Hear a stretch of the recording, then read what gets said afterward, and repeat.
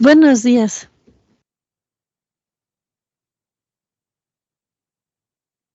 Buenos días, maestra. Buenos días, maestra. Sí, maestra.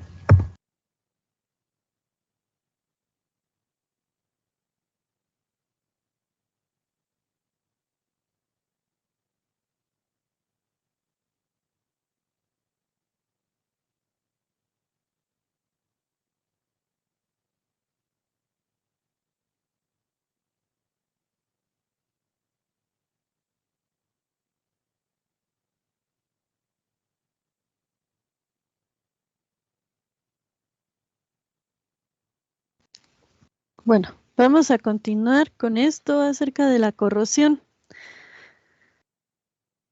Nos vamos a dar cuenta que hay distintos tipos de corrosión en los metales.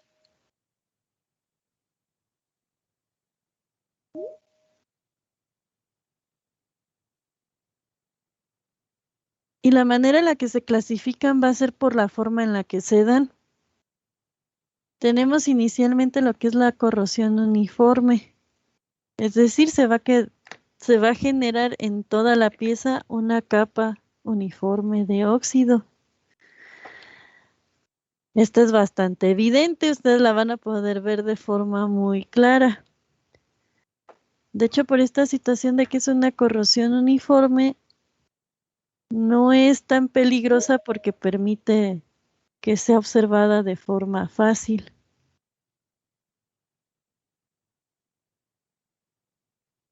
Tenemos la corrosión galvánica y esta se da cuando ustedes, sin querer o por un mal diseño, empiezan a generar una pila galvánica. Es decir, juntan dos metales y estos empiezan a interactuar entre sí, provocando que haya uno de los metales que actúe como cátodo y otro como ánodo.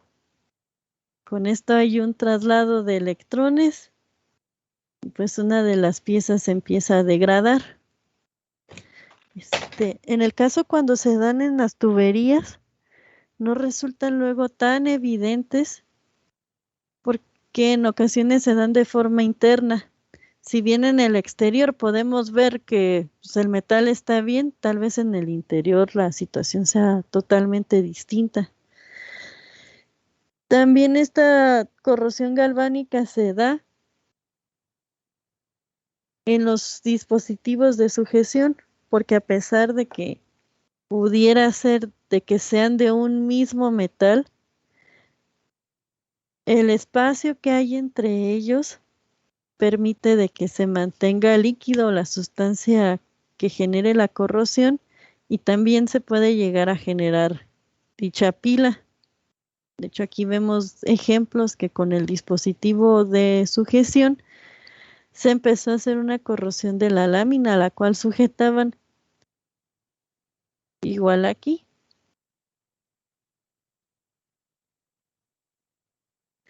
Para ello, luego, o con el fin de prevenirlo, se utiliza mucho lo que es la lámina galvanizada o utilizar componentes que lleven este galvanizado con tal de prevenir esta situación.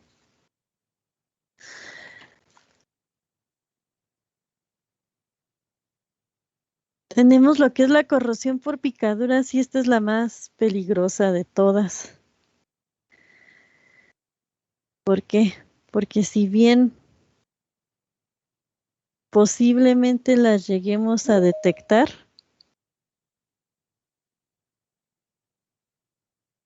malamente podemos pensar que la picadura solamente sea superficial. Sin embargo, desconocemos si ésta se extendió hacia los costados en el interior ya de nuestro metal. Y es la más peligrosa porque podemos tener ese descuido de pensar de que pudiera ser como simplemente como esta, pero en realidad no estamos viendo la afectación que realmente está generando.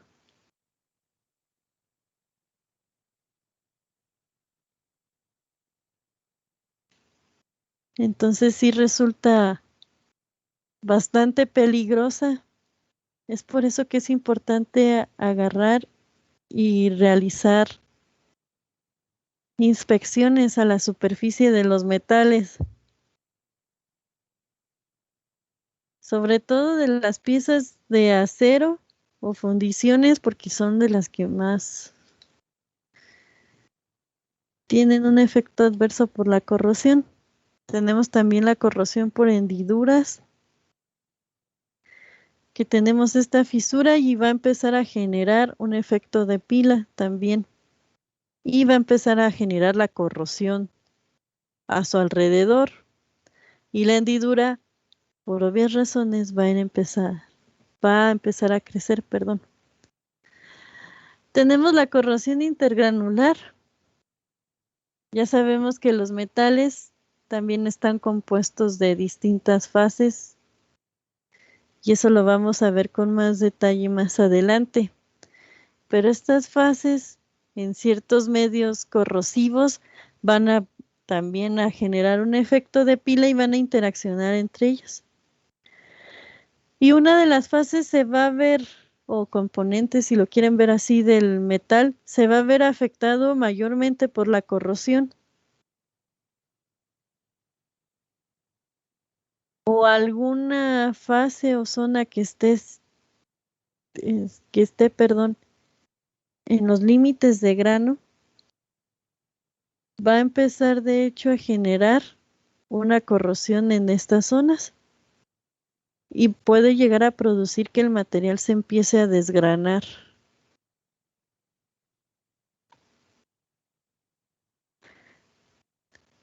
Debido a que la corrosión requiere una energía extra, puede ocurrir que debido a los esfuerzos que nosotros generamos por los distintos tipos de deformación que nosotros realicemos o por la manera en la que está trabajando nuestra pieza metálica,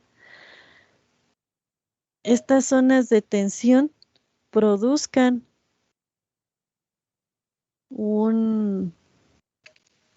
la aparición de fisuras.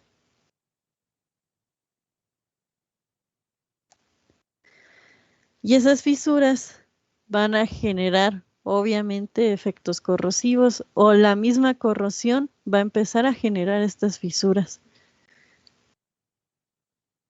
Porque la corrosión se va a propiciar en zonas en donde tengamos esta acumulación de esfuerzos y al final la misma corrosión comienza a generar, como les decía, la fisura. Tenemos la corrosión por erosión. Como el ejemplo que les ponía de las tuberías en las geotérmicas,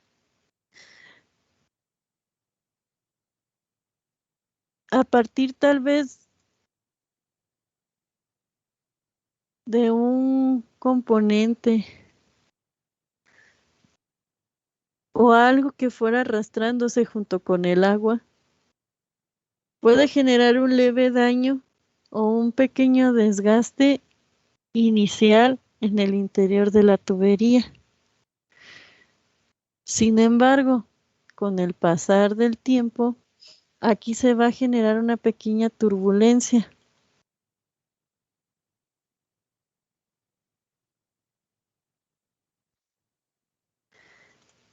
Esa turbulencia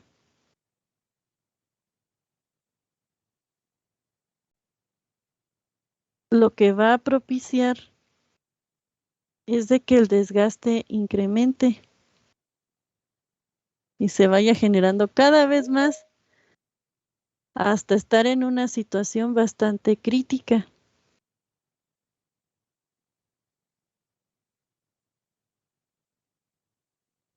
A ver, sé que y muy probablemente ustedes tienen un grupo ya sea de la materia o un grupo del semestre. Díganles a sus compañeros que ya no me estén mandando solicitud de ingreso. Yo les dije bien claro al principio del semestre, a las 8:10 yo cierro el acceso a la videollamada. Entonces díganles que ya no me estén mandando la solicitud de ingreso porque ya no los voy a dejar ingresar.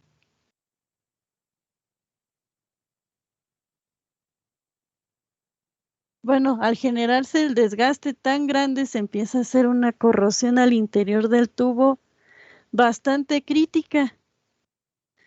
Sin embargo, también resulta que en el exterior del tubo nosotros no nos damos cuenta y pueden generarse situaciones como las que vemos en las imágenes, que no se realiza una buena inspección o mantenimiento y nos damos cuenta que el tubo está corroído en su interior.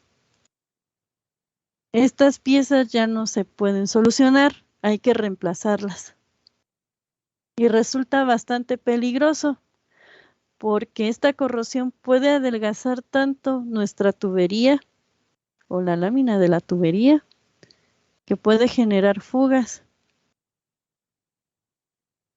Solamente quiero que se imagínense que esa tubería esté transportando algún líquido, como en el caso más crítico de las plantas nucleares.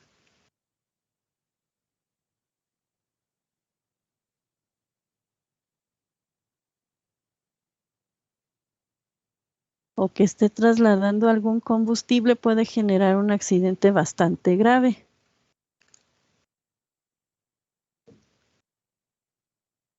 Tenemos el desgaste, la corrosión por desgaste, y esto se va a dar por el mismo desgaste que se va a generar en la superficie. A diferencia del anterior, no hay una sustancia como tal que lo esté erosionando. En este caso es por la fricción del mismo trabajo que genera la pieza. Principalmente la vamos a ver en engranes. Y también este se puede dar si es que la capa protectora que se pudo haber realizado en un tratamiento termoquímico se pierde.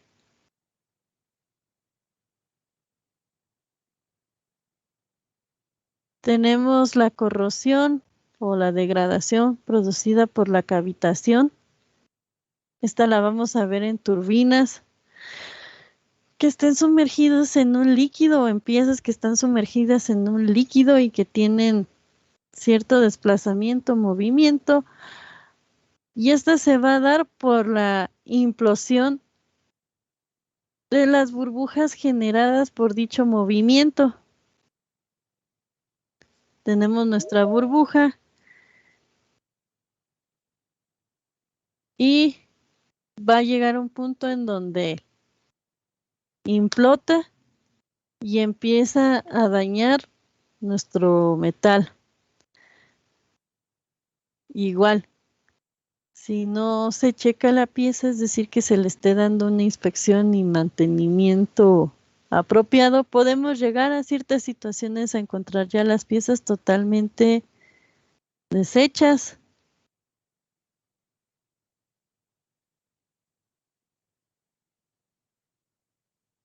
Y hay una corrosión que generan ciertas bacterias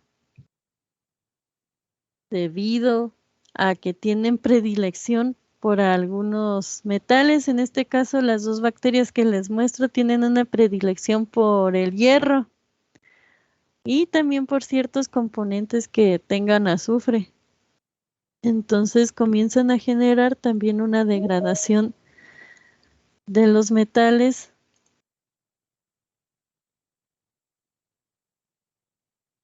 sobre todo de componentes, si estamos hablando de aceros o fundiciones, en donde la bacteria se lo empieza a comer. Pero no solamente la corrosión la hacen por estar ingiriendo el metal, sino también la empiezan a generar por el mismo desecho que expulsa la bacteria. Y de hecho, justamente esta acción bacteriana es la que está degradando el barco Titanic, que antes no lo tomaban en cuenta.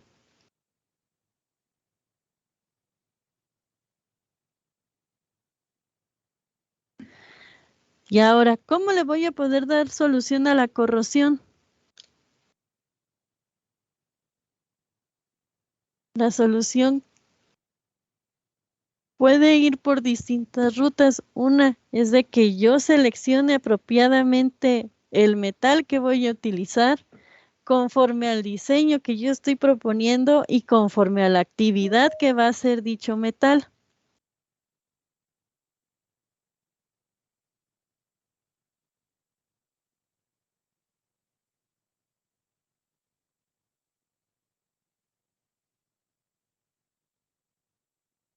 ¿Ok?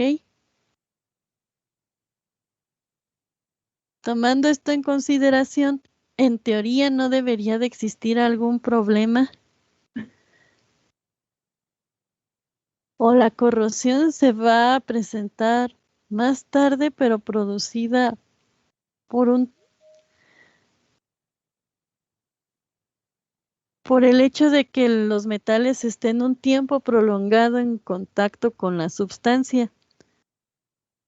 Sin embargo, tenemos dos casos en donde se hizo en el primero un mal diseño por la configuración con la que decidieron sujetar este componente.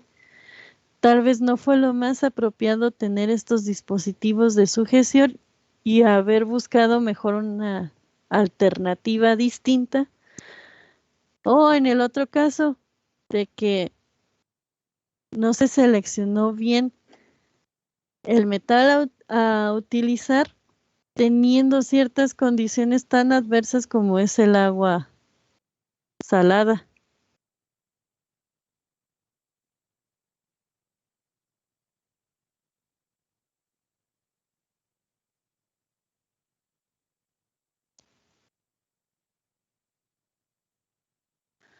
Otra manera de prevenir la corrosión es aplicando ciertos recubrimientos a las piezas metálicas.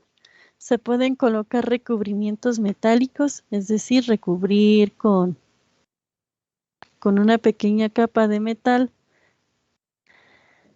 las piezas para que este metal funja como protector. Aquí viene lo del galvanizado propiamente, que las piezas metálicas, obviamente de metales con mayor punto de fusión, se colocan en metal líquido y con estas se recubren para generar esta capa protectora. La otra es utilizar ciertos recubrimientos orgánicos como pinturas y o bien colocar recubrimientos inorgánicos, ya sean cierta capa de vitrificados o ciertas capas de algunos materiales cerámicos para que justamente prevengan esta acción corrosiva sobre los metales. Y la última es la protección catódica. En este caso vamos a intentar que nuestro metal o nuestra pieza de interés o la que queremos proteger actúe como cátodo.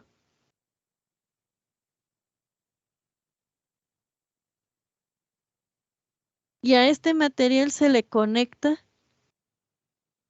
con otros metales que van a actuar como ánodos. Generalmente se conectan a piezas de magnesio. ¿Qué ocurre? Que ya en la situación en donde la pieza está trabajando como está conectada al ánodo, el ánodo es el que va a recibir toda la corrosión o es el que se va a estar degradando, mientras que nuestra pieza de interés se va a mantener intacta. Este tipo de protección, de hecho, es muy común que se utilicen en tendidos de tuberías como las de Pemex. Cada cierta distancia van a encontrar de que están conectados a un ánodo con el fin de que no se vayan a degradar y van a ver ahí la pieza de magnesio. O también algo que tienen en su casa, los boilers y calentadores solares poseen un ánodo de magnesio. Ya sea que lo vayan a encontrar como si fuera una pastillita en una zona del boiler o en el caso de los calentadores solares es una barra que se tiene que colocar en el interior del calentador solar. Es la que va a prevenir que los demás componentes metálicos del calentador se vayan a corroer.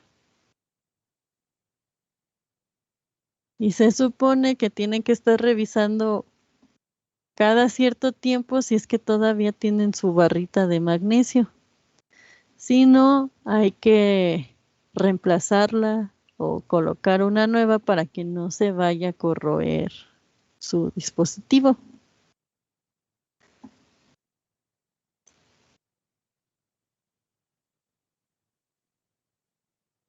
Y sería todo,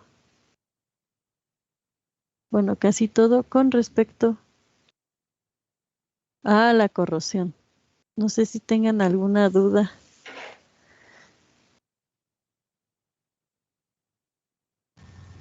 Yo sí, un comentario. Ah, sí, adelante.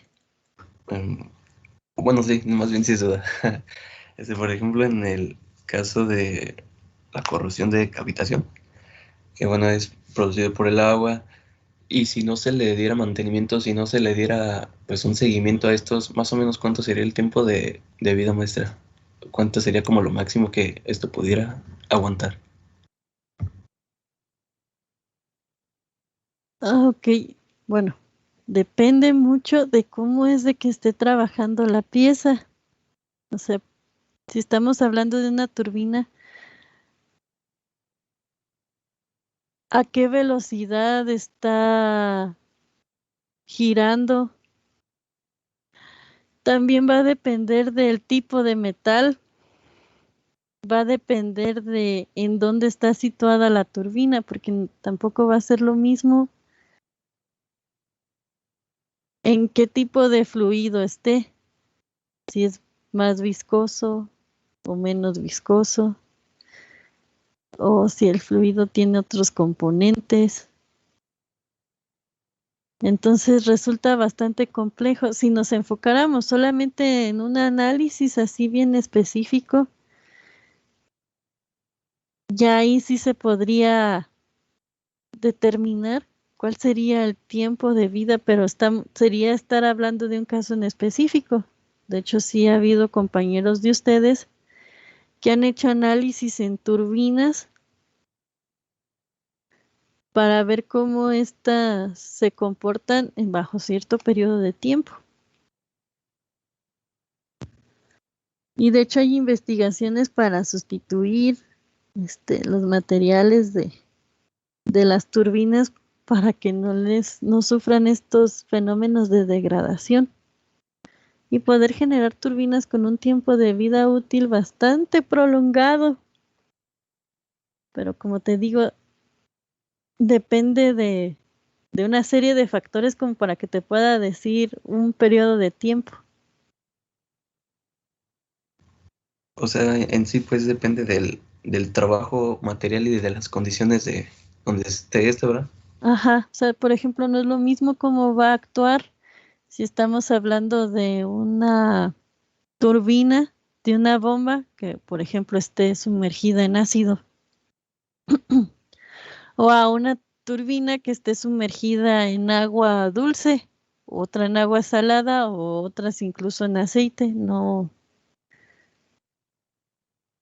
las condiciones son muy distintas y el metal que se utiliza es muy distinto. Entonces, sí está algo complejo poderte contestar la pregunta porque la mejor respuesta que te puedo dar es de que depende del caso. Ok, maestra. Sí, sí, sí, comprendo. Sí, gracias. Lo que sí, de hecho es por eso que es importante estarle dando inspección y mantenimiento, porque sí se pueden generar accidentes graves, de, por ejemplo, que uno de los álabes se desprenda. Y como estamos hablando que trabajan a grandes revoluciones, sí ha habido casos que el desprendimiento de un álabe, pues sí genera un accidente grave.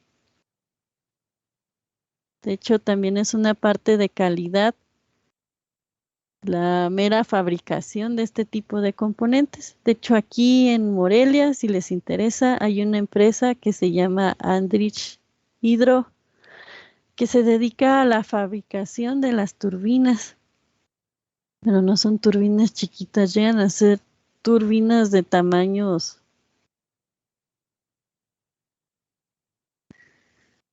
Son inmensas las turbinas que hacen y son productos que venden a nivel internacional.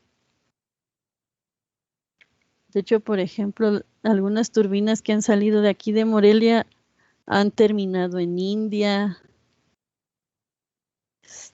o en algún lugar de Europa.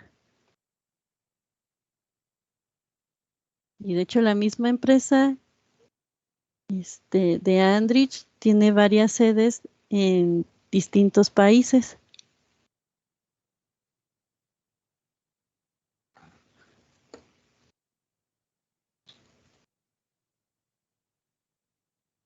Y se hace todo un proceso de inspección, tanto para fabricar la pieza como ya la pieza trabajando, porque en ocasiones llegan a presentarse accidentes, y luego las empresas quienes reciben las turbinas, si llegan a hacer demandas de que no, es que tu turbina falló, estaba mal elaborada, y ya se revisa todo un expediente acerca de esa turbina, porque todas las turbinas pues llevan su código y se sabe qué fue lo que se les hizo. Y en ocasiones resulta ser que la turbina está bien hecha. El problema es cómo la están trabajando,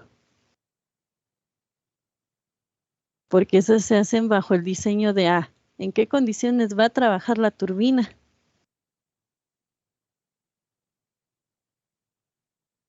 Y bajo eso se selecciona el diseño que resulta más apropiado para ese tipo de trabajo.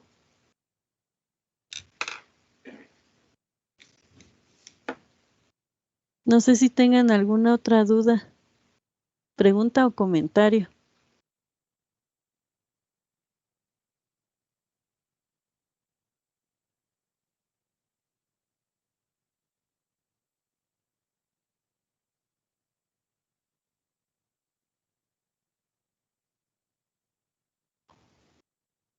Bueno, al parecer no.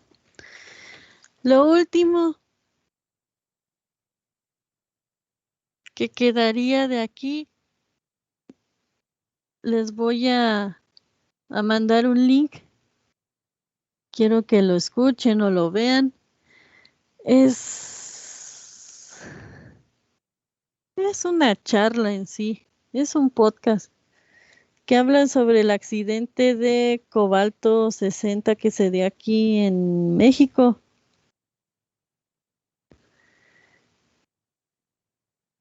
Entonces se les va a quedar de tarea que lo escuchen y ya en la siguiente clase lo vamos a comentar.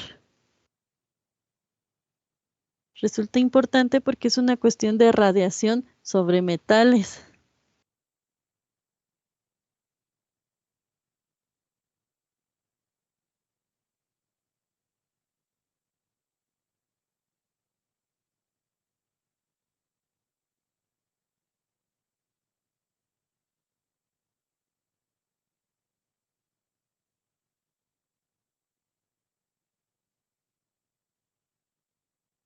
Entonces, con esto cerramos la unidad 2. Ahora vamos hacia la unidad 3.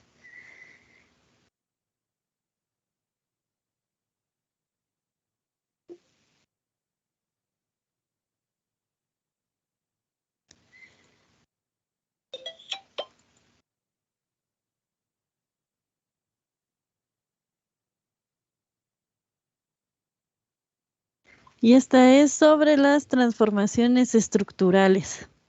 Recuerden que yo hago un movimiento con respecto al programa que a ustedes se les brinda, debido a que considero que es fundamental primero ver este tema antes de ver los procesamientos en específico de los metales.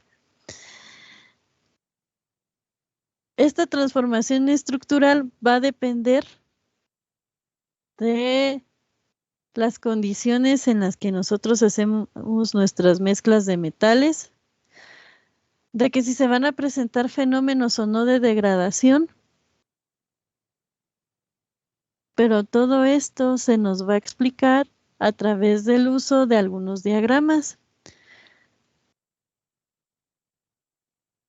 Y estos diagramas nos van a relatar cómo es de que se van a comportar los metales al momento de que nosotros los mezclamos, tanto con respecto a la composición como con respecto a la temperatura. Pero para poder iniciar con esto, es importante saber la diferencia entre una fase, los estados de agregación y otros componentes que se les conoce como constituyentes. La fase es una zona de tamaño micro o macrométrico en donde todas las propiedades de esa zona, tanto físicas como químicas, son iguales. Vamos a poseer la misma estructura cristalina, ¿ok? Aquí hago esta nota de que es muy importante que no confundan fase con estados de agregación.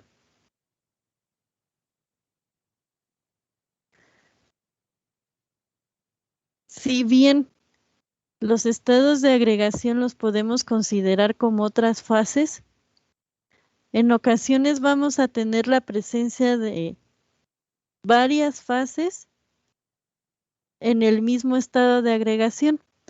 Tal es el caso del ejemplo que les pongo, que es el del carbono. En estado sólido, el carbono lo podemos encontrar con fase diamante o fase grafito. La diferencia son muchas. Sabemos de que el diamante es un material aislante, es el material más duro del planeta y si ven su estructura cristalina es bastante compleja. De hecho se le llama cúbica tipo diamante. Y en el caso del grafito, es un material que es conductor, uno de los, bueno, está entre los mejores conductores eléctricos. Es un material muy suave, tanto que ustedes pueden escribir con él. Y su estructura cristalina es en forma de láminas. Y de hecho, cada laminita de estas vendría siendo el grafeno. Son dos fases distintas del carbono, pero que están en la misma fase de agregación, que es en la fase sólida. Entonces, no se vayan a confundir con eso. Y la otra, hay un término que nosotros vamos a estar utilizando constantemente que se refiere a mezclas de fases. Vamos a ver que en ciertos diagramas, como es el caso del hierro-carbono, a la mezcla de fases se le coloca un nombre en específico. Y hay gente que lo llega a confundir como si fuera una fase, pero no, es una mezcla de fase, que tal vez en ciertos aumentos o cuando nosotros la vemos al microscopio pareciera que fuera una sola fase, pero si nosotros nos acercamos más, nos daríamos cuenta que está constituido por dos fases que están intercaladas una con otra y por eso genera una confusión ya a aumentos menores o cuando los vemos a simple vista pensamos que es solamente una fase y no es así. Para esto hay que recordar lo que es una solución. Aquí vamos a retomar un poco las clases de química. Entonces les pregunto a ustedes, ¿qué es una solución?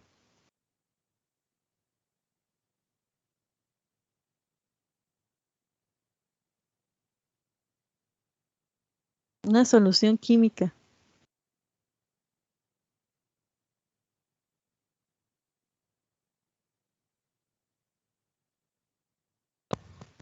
Pues podría ser como la mezcla de,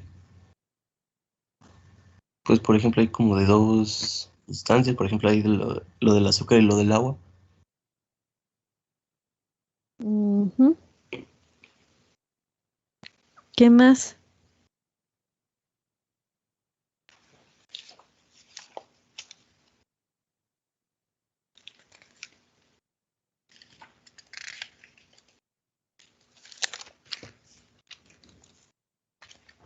Pues puede ser como una mezcla homogénea entre dos como sustancias.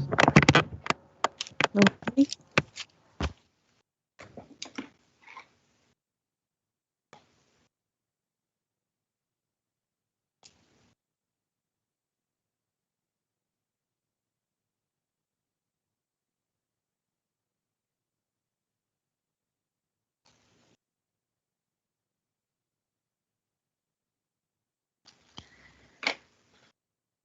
Efectivamente, va a ser de que nosotros generemos una mezcla homogénea.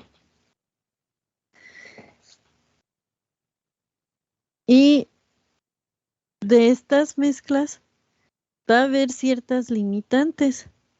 Tenemos inicialmente lo que es una solución ilimitada.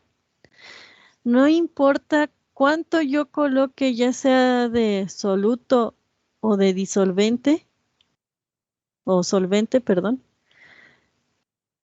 no, no va a haber una separación, siempre van a estar generando una sola una solución totalmente homogénea, sin que ustedes puedan separar los componentes. El caso que les muestro es del alcohol y el agua.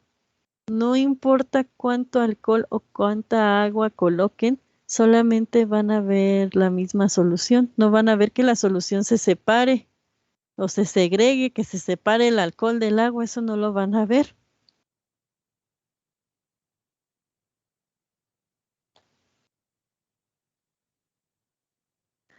Está la solución limitada. Ah, por cierto, ahora sí, díganle a sus compañeros que entren, si me hacen el favor.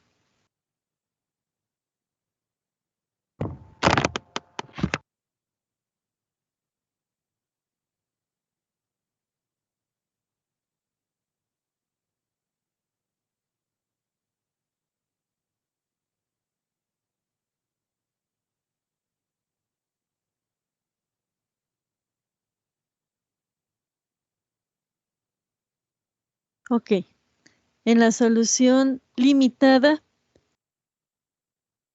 si nosotros vamos agregando soluto al solvente, inicialmente vamos a ver de que el solvente sí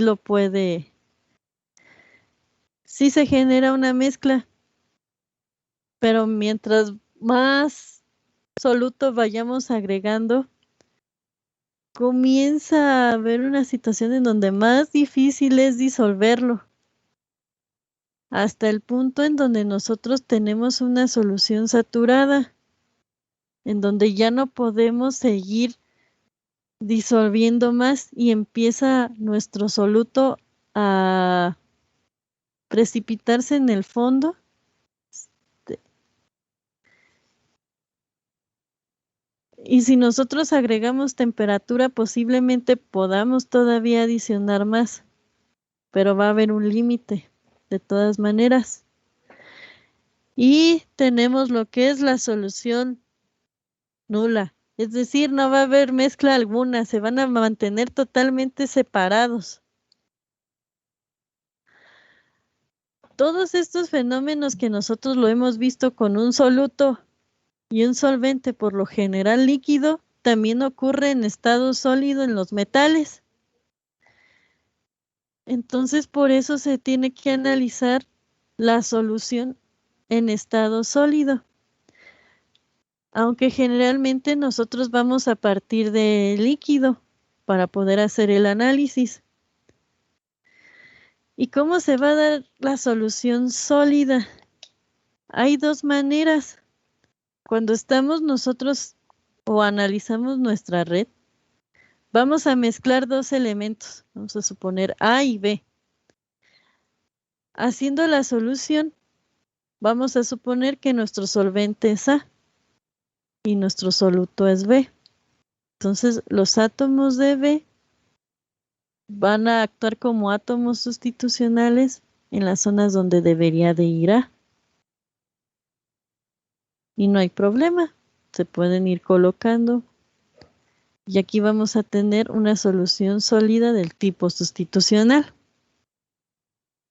El otro fenómeno que se puede presentar es que los átomos de B se coloquen en los huecos intersticiales de la red que forma A. ¿Ok? Entonces aquí tendríamos una solución sólida del tipo intersticial. ¿Hasta aquí vamos bien?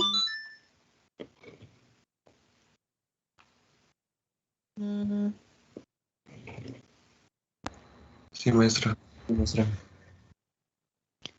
Ok. Para que nosotros podamos tener soluciones sólidas ilimitadas,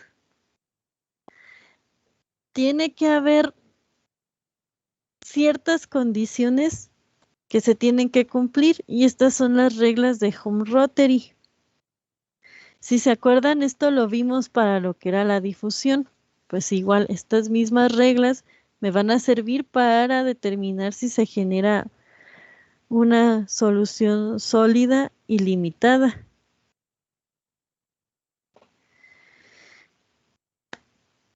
Y se tienen que satisfacer ciertas condiciones, como lo es el tamaño relativo, la estructura cristalina, la electronegatividad y la valencia. Son exactamente las mismas que vimos en difusión. Si mi sistema cumple, se va a generar una solución ilimitada, como es el caso de la plata y el oro. No importa cuánto oro o cuánta plata yo coloque, vamos a tener una mezcla homogénea entre ambos. Aquí tenemos el ejemplo. Y en este caso se genera una solución sólida ¿de qué tipo? Entre la plata y el oro.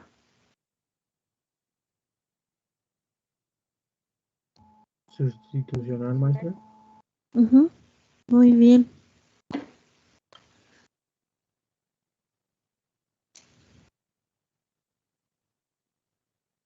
Muy bien, Arriaga.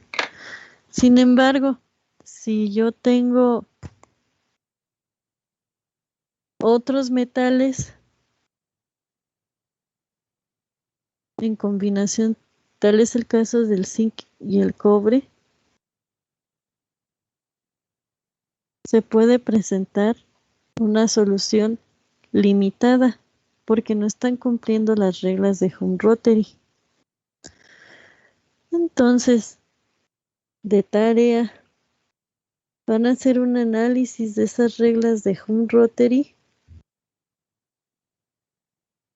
para el caso del zinc con el cobre.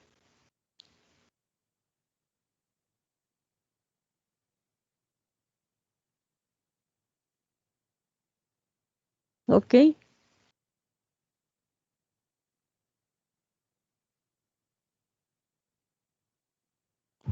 Maestra. No, Mande. Ay, perdón, no se alcanzó a entender. Entonces tendríamos que ver si el zinc y el cobre cumplen con las reglas. Tendríamos que poner cuánto es su tamaño y ver si Ajá, cumple. sí. Ah, ok. A ver, van a buscar si el tamaño entre el radio atómico del zinc y el radio atómico del cobre es una diferencia mayor al 15%. Si es mayor al 15%, no cumple. Entonces ustedes van a hacer el análisis comparando los dos radios atómicos. Van a determinar si tienen la misma estructura cristalina. Si no tienen la misma estructura cristalina, ustedes ya saben que no cumple.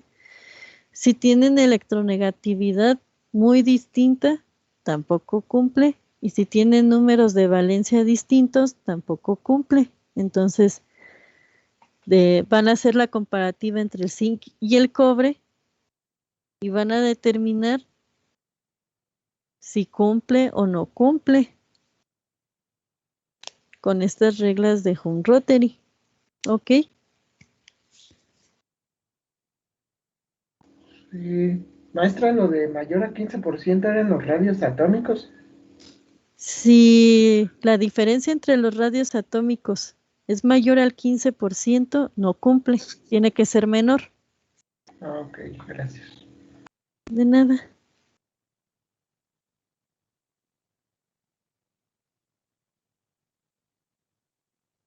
Bueno, pues hasta aquí lo vamos a dejar por el día de hoy.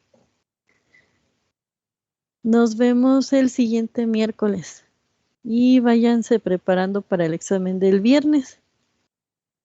Ah, sí, dime, Gutiérrez. Bueno, ya ve que nos había dicho que el lunes entregaba el reporte.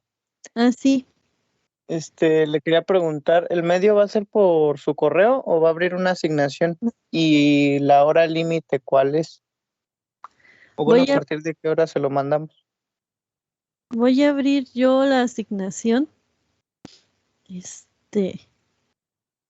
Entonces su reporte lo van a subir por medio del Teams, pero solamente uno de los integrantes del equipo es quien va a subir el reporte. De preferencia que sea la persona que me mandó el correo indicándome quiénes eran los integrantes.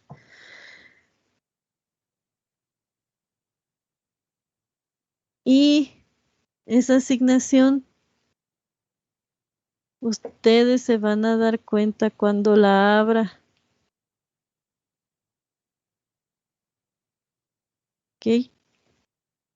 Va a ser un periodo de tiempo determinado, entonces sí tienen que estar atentos.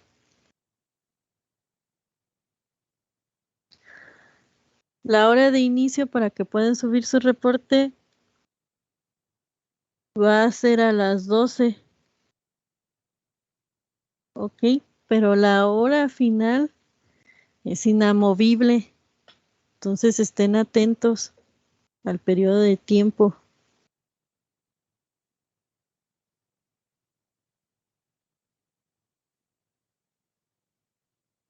Ok.